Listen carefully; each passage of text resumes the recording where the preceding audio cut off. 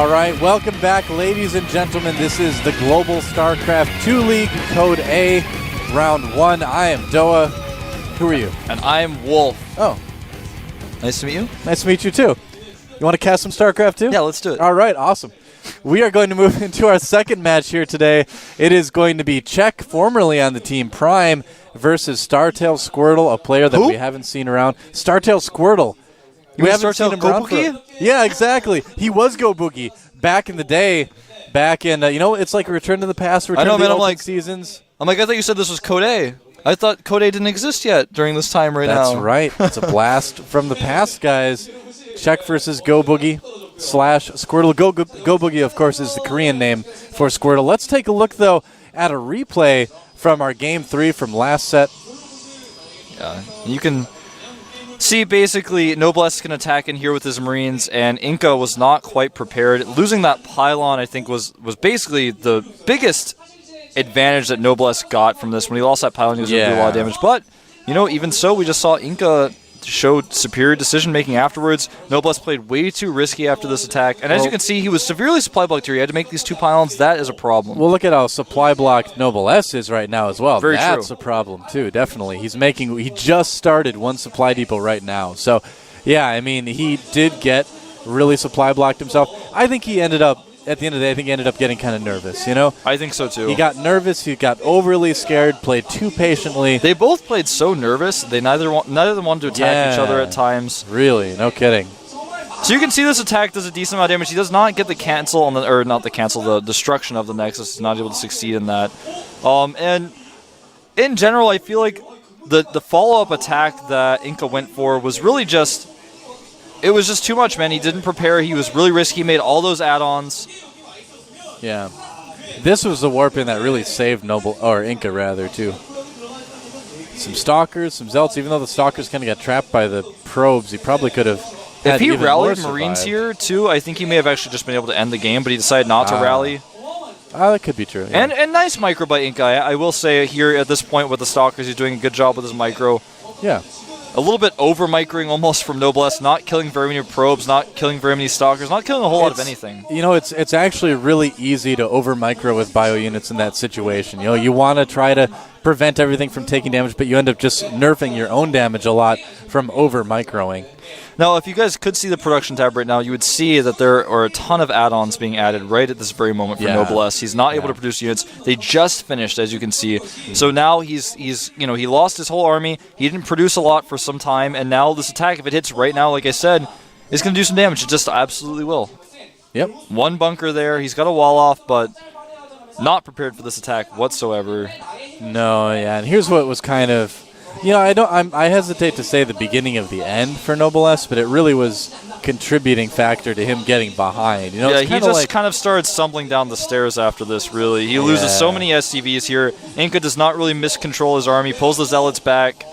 Well, Inca played this, really well. I think he was just on the side of a good amount of caution with that. He wasn't too safe like Noblesse was, where he was safe enough to be like, all right, I'm just going to keep getting ahead a little bit at a time while I get my own upgrades. I make sure my economy is good, and that's a good way to actually win a game as Protoss in the PvT metagame right now, is just look for those little kind of chunks that you can jump ahead. Yeah, and, if he killed all those SCVs, it kind of evens things out with how many probes he lost earlier. Yeah. He lost a lot of mining time, too, with that command center lifted. And, from there, he still had an army. He was getting those upgrades. He just played a better, longer game. Yeah, he really did. I think the bottom line with this game is both players did a pretty solid opening. The attack for Noblesse was good, but he should have expected another attack. He didn't see the 6 gateways, so he might have been thinking, oh, well, you already teched up to Robo, so you're not going to have that many units, and, those warp ins you sent in were just off of 4 gateways, maybe just 3 gateways, but he never really knew, oh, there are 6 gateways, and I should be scared of this.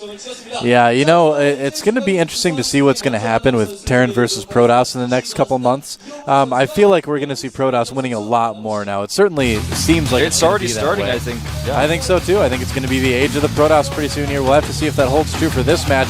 This guy, though, not a Protoss. Zerg for life. He has been a Zerg making waves in the community since the beta. This is Czech, formerly Czech Prime.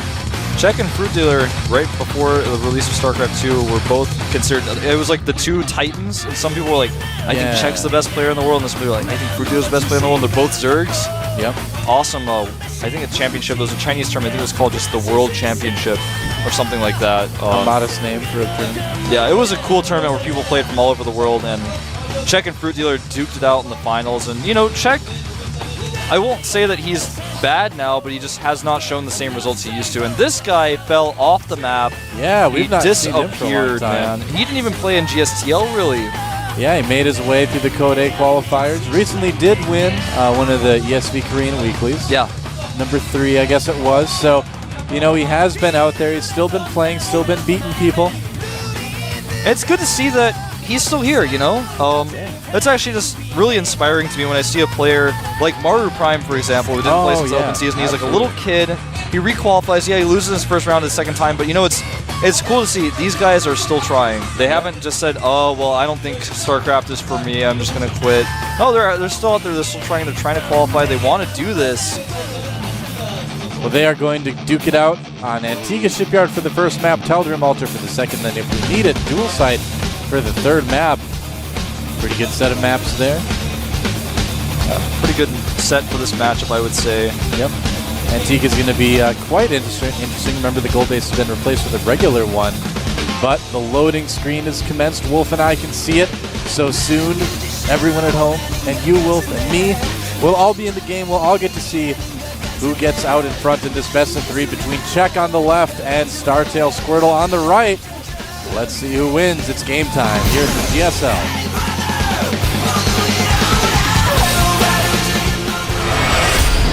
Thank you to our sponsors, of course. You guys are awesome. And zooming in dramatically on our Zerg player in the red down at the bottom right part of Antigua Shipyard is a teamless player right now, but still a force to be reckoned with. He is. Saw the queen coming out there to say that. And freaked out and like zoomed out. Yeah. So I gotta stay away from that hatchery. That was actually the Hydralist that said that just now in the booth. And up at the top left part of the map, in the blue from the team Startail, he's back. He is.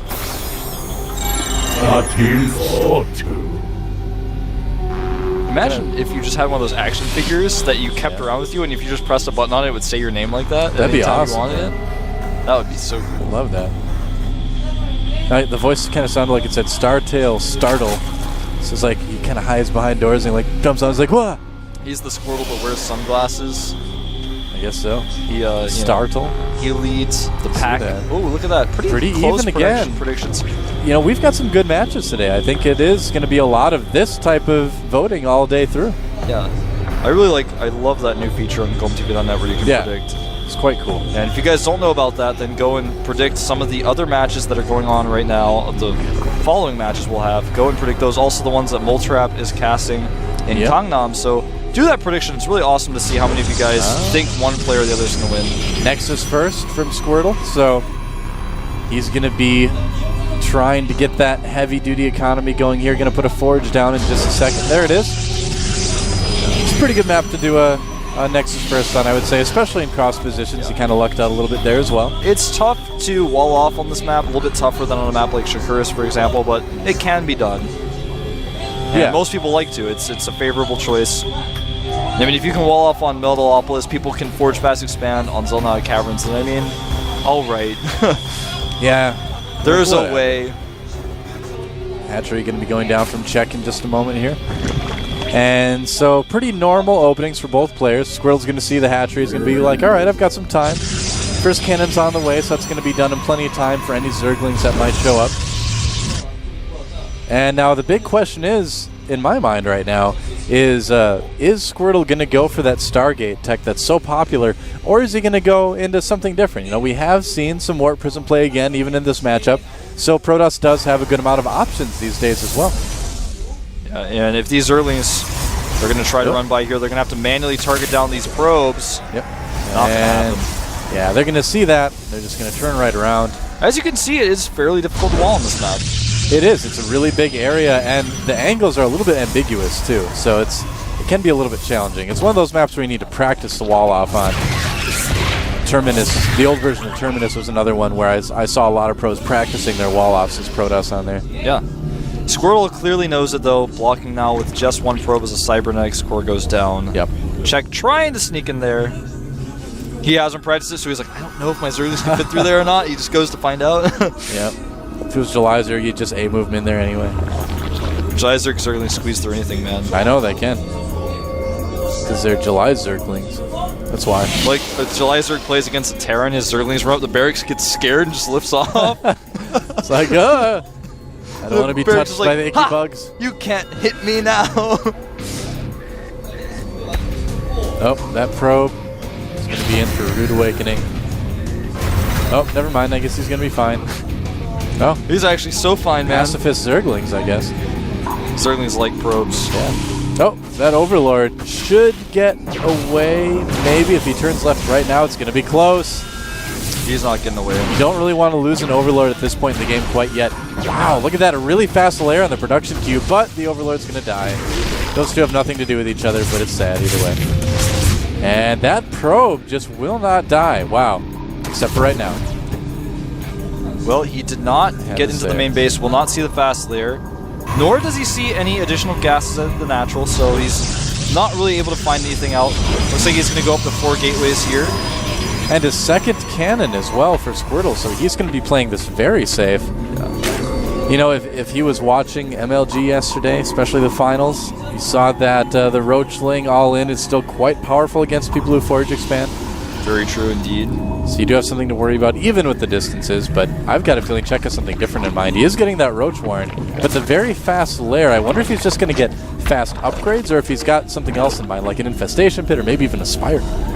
Well, he is starting Burrow now. Oh, Burrow. Oh, okay. All right. Could be good. Although with the cannons up there, it's not like he can really sneak past. I think this seems to be more of a defensive measure. Czech Prime, the way he plays, I don't want to say it's outdated, you know, but it definitely seems like he likes to do a lot of strategies that were popular a little while ago. Yeah, very true. They're still good, but they're just not as common as they used to be. Absolutely. He is going to send this Overseer in. Sees all 4 gateways, doesn't see anything else. There's nothing else to see at this point. Oh, he's even going to lose the Overseer. Oops. Whoops. Roach Burrow movement being researched. You notice hallucination being researched by Squirtle, too. This game looks like a game from like 3 months ago or something like that, 3 or 4 months ago. This is like a last season GSTL game or something. Yeah, he's trying to decide what his tech path's going to be, but he has to wait until he has hallucination to see. He's making a Robo Bay now. Yeah, there goes the Robo. Phoenix coming out now as well. Yeah, look at that Burrow movement for Czech, so he's definitely doing the sort of defensive Roach thing, because he's probably not going to be aggressive with these. Well, it's hard to say. I mean, Squirtle plays on the ladder, of course, but he hasn't played him in a tournament, I'm sure, in quite some time. And we haven't seen Squirtle play in the GSL in a really long time. Oh, there is the hallucinated Phoenix. He's going to see everything, including those Roaches in the lair. So he's going to have a really good idea of what's going on. Yeah, he's also going to see his third base. Yep. Well, he already sees it with the Zealot anyways. Let's put some pressure on. Yeah, if the Zealot doesn't see that third base that he's hitting, he's definitely got some vision issues there. Yeah. You should probably get that looked at. Yeah. And a Twilight Council going down for Squirtle as well. Interesting. And 2 more gateways. Huh. All right. Oh, not 2 more gateways, 3 more gateways. Yep. Could we see the +2 Blink Stalker Observer 7 gate? No, because Twilight Council isn't up yet. It's a little bit too late. It's not going to get +2 in time. Yeah, you have the, well, normally you don't make a Robo quite so fast with that, right? Or am I wrong? Yeah, you don't normally do that. Yeah. I mean, you can, but usually you get your Observer to follow your army. You don't have the Observer this early.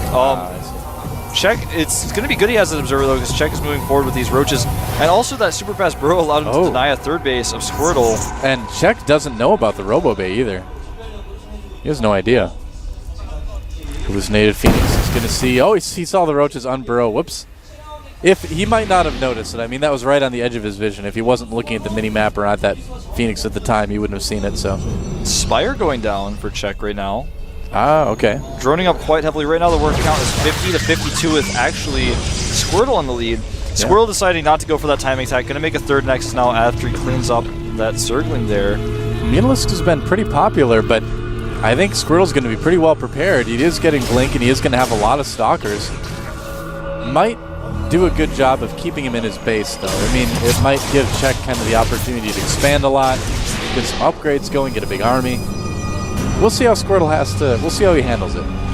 The Squirtle is actually up on supply, which is usually a situation you never see at this stage of the game. The Zerg usually way ahead in supply of the Frost, trying to furiously catch up. That'll probably change soon with that third up now. Oh, he's actually not making a third base. He just decided not to do it, man. Huh.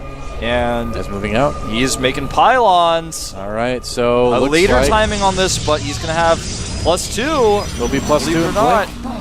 Yeah, and the off timing might be just what it takes to catch Czech off guard as well. This could end up working out pretty well.